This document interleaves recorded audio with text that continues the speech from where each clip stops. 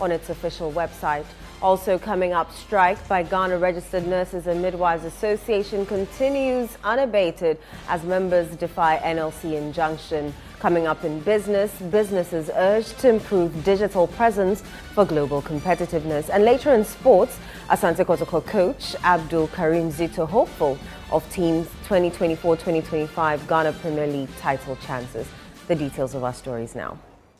Interpol has listed Ghana's former finance minister Ken Ofori-Atta as wanted on its official website. This comes after the office of the special prosecutor redeclared him wanted for failing to honor an invitation for interrogation on June 2. Ken Ofori-Atta is being investigated for alleged involvement in high-profile cases, including contractual agreements between Strategic Mobilization Ghana Limited and the Ghana Revenue Authority, as well as procurement and financial transactions linked to the construction of the National Cathedral. In an interview with Channel 1 News, private legal practitioner Martin Pebu said the listing increases the chances of Ofori-Atta's arrest. For the investigation, it means that the chances of his arrest have been increased substantially. Yes, so that because, with the red notice, it means that all the countries that Interpol enjoys cooperation from, they will be looking out, or all the countries that form part of Interpol will be looking out for Mr. Ofori-Atta. You see, so it means that the chances of his identification and arrest and possible extradition have been substantially increased, and that's good. It's good for accountability. Now, when we come to Ofori-Atta, you would find that this is very bad for business, for him. Because, he's a businessman. Businesses don't like to deal with persons who have a questionable character. I've not said he's been convicted. I'm saying questionable. He also outlined legal options available to Ofori-Atta's team, including challenging the notice in court or petitioning Interpol for its withdrawal. He really wants to get any proper discretion in his favor, he has to look at the way he's presenting his case to the OSC. I mean, you can't do such a just send a biopsy report and say because of it, you cannot meet the OSC. When a biopsy report, a medical report as required, it doesn't give enough details, etc. So his first fight, yes, in medical by social media, is to try to engage OSC to see how he will give OSC as much information as possible to perhaps stand the tide, right? Then, secondly, because of the way he behaves, the one that everybody can easily guess will be that then you'll be fighting when Interpol picks him up. You see, when he's picked up in any of the Interpol countries, whether in the U.S., where at a point, from his own letters he says he is, it's not just as if they just bundle him and put him on a plane, the next flight to Ghana. No, there's going to be extradition proceedings. And you can well imagine that he's going to fight. He's going to fight and fight and fight. Special Prosecutor Kesia Jabeng is advocating for a more robust and effective asset declaration regime for public officials and individuals undergoing lifestyle audits. Speaking at a high-level conference on Ghana's anti-corruption architecture in Accra, Kesia Jabeng stressed the need to confiscate properties whose ownership cannot be justified by the income of those holding them. He said this would enhance efforts to detect and fight fraudulent activities. However, the Special Prosecutor disagreed with calls for the publication of declared assets by public officers, arguing that such a move could expose them to undue risk. The principle of lifestyle audit non-conviction-based asset recovery should be stamped in the Constitution to encompass public officers, politically exposed persons, and persons in the private sector suspected of having engaged or engaging in corruption and corruption-related activities. On the reckoning, that a person must have legitimate sources of income sufficient to justify the interest in any property that that person holds. Therefore, where a person's resources far outstrip his legitimate income, the unexplained portion should be liable to confiscation. This will be a critical tool also to detect fraud and undeclared income for tax purposes. Thus, conviction after criminal proceedings should not be a condition precedent for asset recovery purposes. That is, proceedings on an application for a confiscation order or a restraint order should be civil and not criminal. The Ghana Registered Nurses and Midwives Association says its strike will continue despite an interim injunction secured by the National Labour Commission to halt the action. According to the association, it has not yet been officially served with the court order. The NLC secured the injunction yesterday after declaring the strike illegal and directing the nurses to return to work. But speaking to Channel One News, the association's public relations officer, Joseph Krampa, insisted the strike will continue until the injunction is formally served. If they think that they should serve us a letter, we can't prevent them. But what constitutes an illegal strike?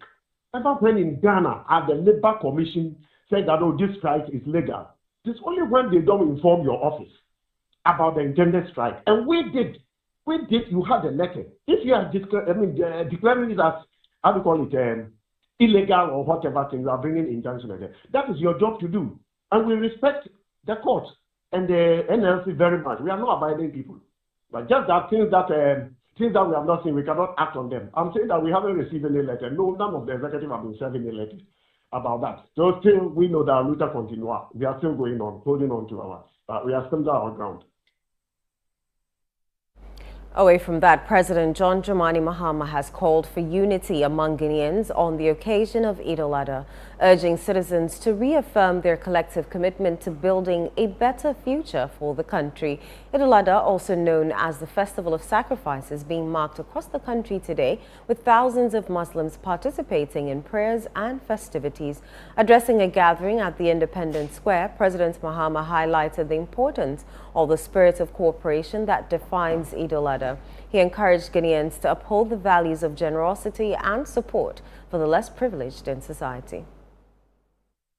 The Prophet Muhammad, peace be upon him, said there is no day on which Allah frees more people from the fire than on the day of Arafat. We thank Allah for granting safe travel to all Ghanaian pilgrims this year, and we pray that their Hajj will be accepted and their prayers will be fulfilled. Eid-ul-Adha is not only about the physical act of sacrifice, it is also about compassion, sharing, and community. Those who have had the means to sacrifice an animal must remember that the meat must be divided. One portion goes to your family. One portion goes to your friend and neighbors. And one portion goes to the poor. The president, while highlighting government's move to reduce Hajj fares from 75,000 Ghana cedis to 60,000 Ghana cedis this year, anticipated a further reduction should the cedi continue to strengthen against the US dollar.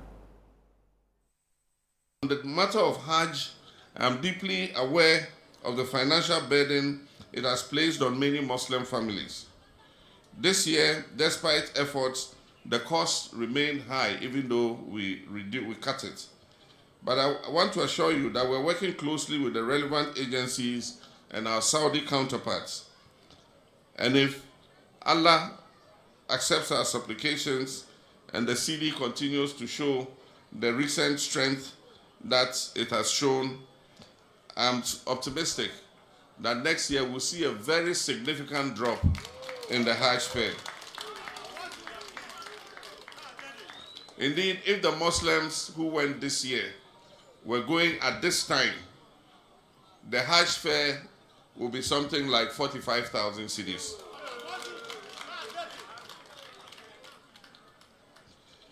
Additionally, in response to the long-standing appeals from the Muslim community, I wish to announce that we have prepared a bill to designate the additional holiday of Eid-ul-Fitr as a public holiday, and this will soon be presented to Parliament. It means that it will be a law. It will no longer be by executive instruments. This move recognizes the profound spiritual importance of the festival of Eid-ul-Fitr in Muslim life. Meanwhile, the National Chief Imam, Sheikh Osman Nuhu Shaributu, while addressing Muslims, called for the adherence to the ban on drumming and noise-making during the Eid celebrations. Sheikh Armi Al-Shaib is a spokesperson for the Imam. He begins by extending his warmest felicitations to you particularly, and to your government, and indeed my extension to all Muslims across the world on the occasion of the 2025 Eid-ul-Adha celebration. The first point of his reflection, the issue of promotion of peace and social cohesion, to respect the traditions of the owners of this land, the people, the Ga and the traditional authority, and to contribute to social harmony and peace. The Chief Imam calls on all of us here to observe and respect the ban on drumming and noise making. Thus calling on all chiefs here respectfully to respect this observance, so that when drums are being beaten behind you, you can restrain those who are doing so we can promote social cohesion and peace and harmony in our community. President John Dramani Mahama has called for district education directors to be given more authority to manage schools. He believes this will help curb teacher absenteeism and end the payment of salaries to teachers who have exited the service. Speaking at the presidency during the presentation of the National Education Forum report, the president stressed the need to empower district directors and grant them autonomy to effectively supervise schools under their jurisdiction. Decentralization would not only improve service delivery, but also restore a sense of ownership and agency at the grassroots level. This is my favorite one. I mean, Ghana Education Service, you sit in Accra here, and you think you can manage that school in Horiyiri in Bole Bamboy district. I mean, it doesn't make sense. We must give greater authority to the district directors and make them autonomous to be able to manage the schools. That's when we'll be able to know which teacher has not come to school, teacher absenteeism and all that will be better managed. If a teacher has left post, their salaries will not continue going forever. President Mahama also noted that teacher recruitment should not be centralized in Accra. Why do we sit in Accra and recruit teachers? Vacancies must be declared at the district level. They know how many schools they have, how many teachers they need. And so if you want to teach and you want to be recruited, Bole needs 200 teachers. You apply for the district you want and you are employed in the district. Why do we sit and do mass posting of teachers from the center? I think that we must look at all those things so that we are better able to strengthen education at the district level. So I believe that vacancies must be declared at the district level and recruitment must be done at the district level. You're still watching Newsfeed on Channel 1 TV. I am Inusa. For still to come, stakeholders in the education sector call for phased and progressive funding approach for the free senior high school program. We'll tell you more shortly. Do stay.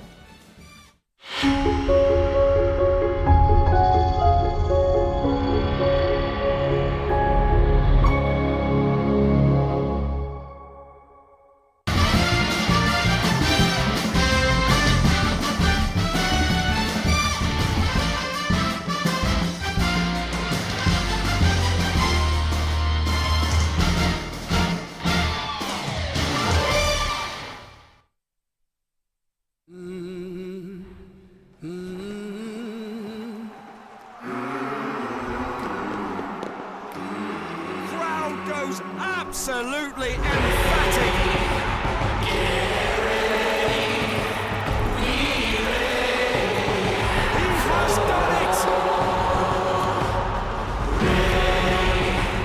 Get ready for more on SuperSport, the only place to watch all the FIFA Club World Cup. Meet Asantua, a loving wife, devoted mother of one, and a celebrated business owner in her community. Asantua has worked hard to save money, but struggled to find the right investment opportunity. With big dreams and a heart for her community, she always aspired to build a business that could provide for her family and create a lasting impact. Yet, meaningful business ownership opportunities were hard to come by until she discovered Jibu. Partnering with Jibu changed everything. Through her franchise network, Asantwa received the equipment, training and support she needed to launch her own business. Purifying and selling affordable, refillable drinking water, soon her investments began yielding strong returns, transforming not only her livelihood but also her community and environment. Today, Asantwa's dreams are becoming a reality. Through her Jibu franchise, she's creating jobs, empowering others, providing clean water, and building a brighter future for all. Jibu is transforming lives across Africa with a presence in over 8 countries and 10,000 communities. Join the movement and start your journey towards a better life. Contact us today on 020-984-5817. Jibu, a better life.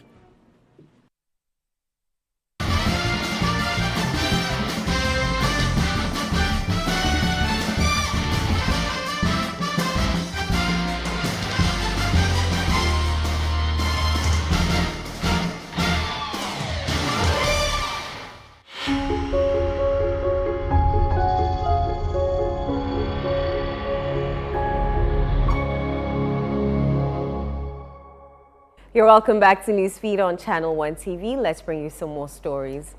Stakeholders in the education sector are calling for a phased and progressive funding approach for the free senior high school program. This recommendation was highlighted by the 8-member National Economic Dialogue Planning Committee during the presentation of a 148-page report to the presidency yesterday. The report, compiled from the National Education Forum, contains a total of 212 recommendations from various stakeholders. Professor George K.T. Odro, Pro-Vice-Chancellor of the University of Cape Coast and Chairman of the committee, emphasized that the current reliance on GetFund for funding the free senior high school program is crowding out investment in educational infrastructure. Address the funding challenges associated with the boarding system, the committee recommends that a progressive funding phase approach is adopted by focusing on short-term, medium-term, and long-term funding arrangements. In the short term, government should continue to fund both day and boarding systems by reverting to the previous funding arrangement where the free SHS was financed from petroleum revenues and the consolidated fund.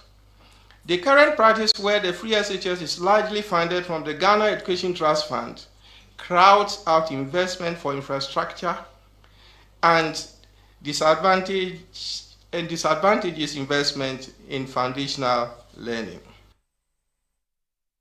Municipal Chief Executive of WIN, Stephen Morcher, has announced plans to repair the Disu River Bridge, which collapsed last month, disrupting lives across the municipality. The damaged bridge, located in Uwabra, is the only access route linking the community to surrounding towns in the western and western north regions.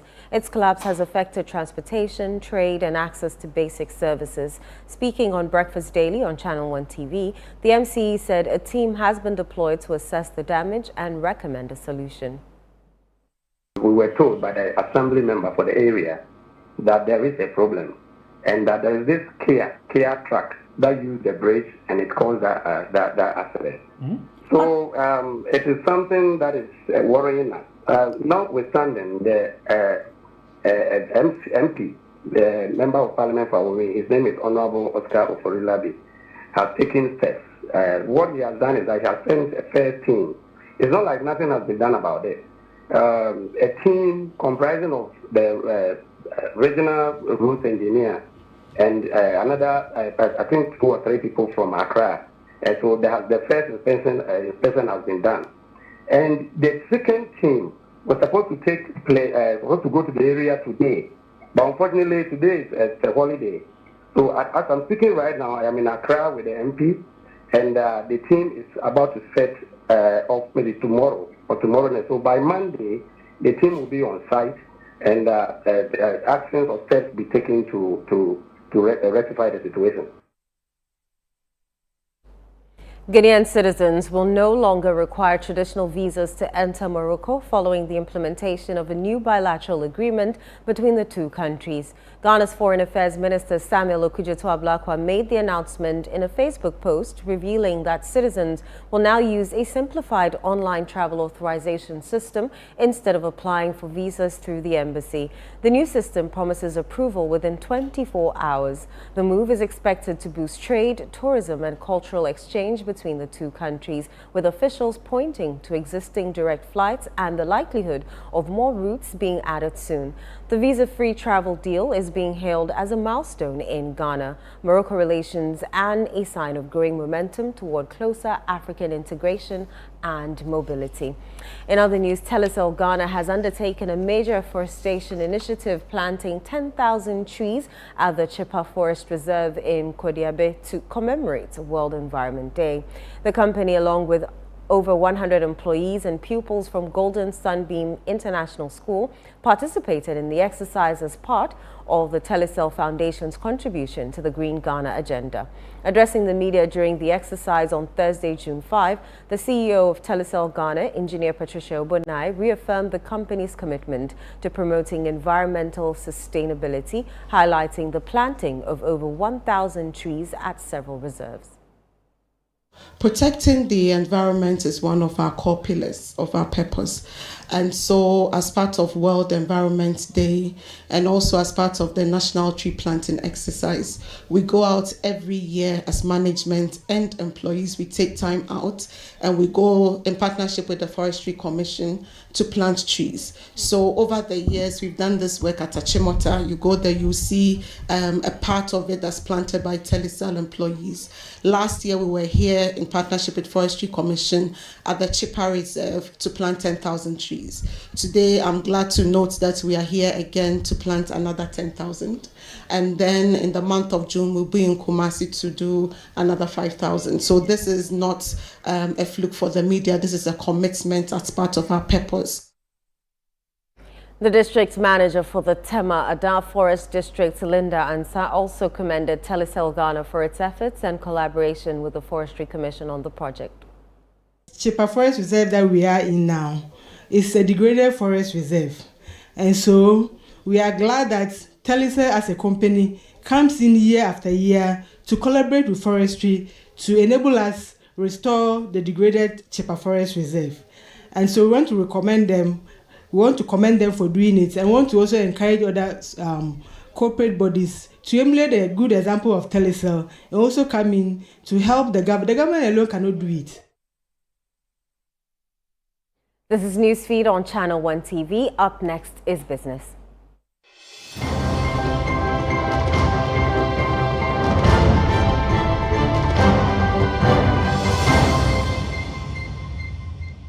Businesses in Ghana are being encouraged to enhance their digital visibility and competitiveness in international markets by adopting country-specific domain names, particularly those ending in .gh. This comes as the Ghana Domain Name Registry is leading the charge in promoting the use of .gh domains, stressing their role in boosting local businesses' search engine viability and credibility on the global stage.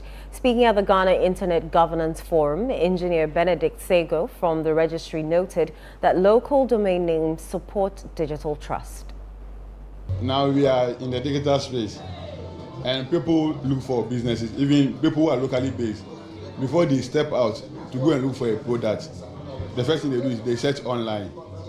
So if I need something, I go online and I search for something to buy, let's say spare parts, and then I'm directed to a certain website.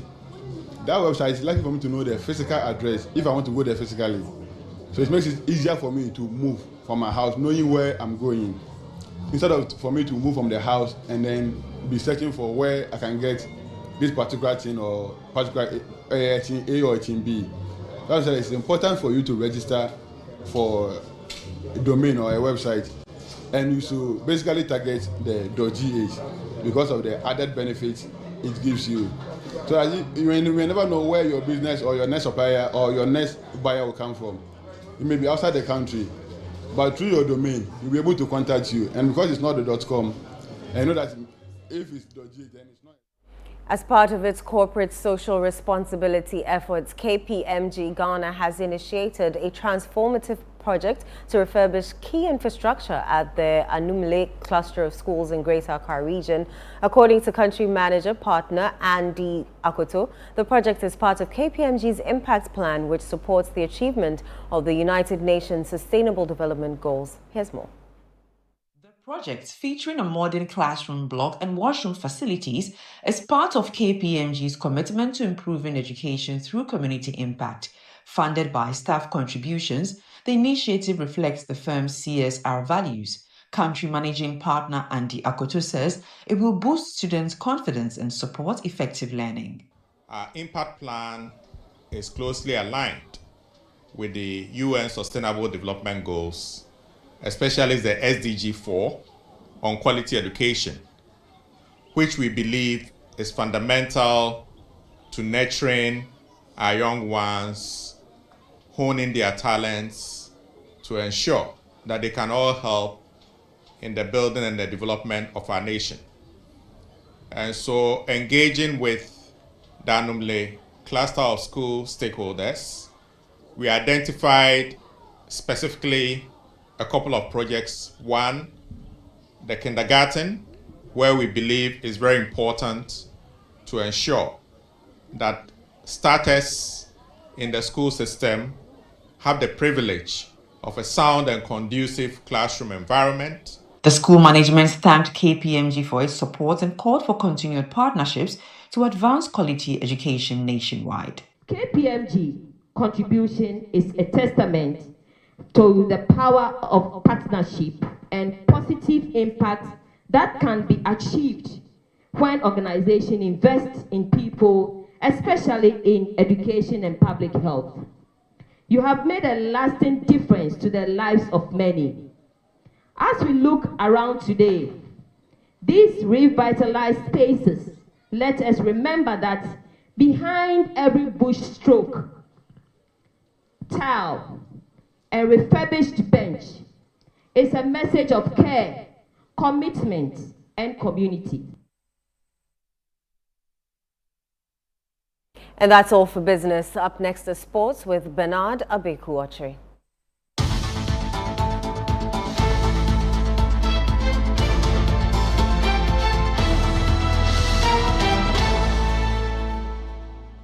Abeku, tell us what's happening in the world of sports. Let's get into it, shall we now? As Antikotoko coach Abdul Karim Zito says, he's not giving up on the league title just yet. The Porcupine Warriors head into the final round of matches, still chasing the title with a crucial clash against Vision FC on the last day. Zito believes the race is wide open, especially with potential disciplinary actions hanging over Nations FC after they walked off during the last league fixture. So far, so good. Before every match is after match. When I said this, it means after every game, you have to prepare. And since the league is still on, we are still preparing for our last game. And we want to use the preparation of Vision to face the FA knockout we are going to play next week after Vichy. So we are preparing seriously. Coach, would you say that you still have an unfinished business in the league? Let's travel international now, and Arsenal defender Gabriel Magalhaes has expressed his ambition to win trophies with the London-based club after signing a new contract. The Brazilian defender reaffirmed his commitment to Arsenal by putting pen to paper on a new contract, keeping him in North London until 2029. He had 2 years remaining on his previous deal, and the contract extension is accompanied by a wage increase, with Gabriel now reportedly earning over £100,000 a week. It's an amazing club, and I'm so proud to sign a new contract. And yeah, I love this club. I love the fans, my teammates, and yeah, I love this stadium. So I'm so proud, and thank you for our support. Gabby, you're now one of our longest serving players, having joined us in 2020. What does it mean to you? Oh, I arrived here, so young player, and almost 5 years in this club. So I'm so happy, and I learn a lot here. So I'm so proud of myself, and as well to be a captain sometimes on this club. And yeah, I think it's an amazing journey, and I'm so happy to continue this journey, and I hope I win some trophies with this club, because I love this club, my family loves it, and yeah. Well, that's the very latest from the world of sport, and I am Bernard Abegotre.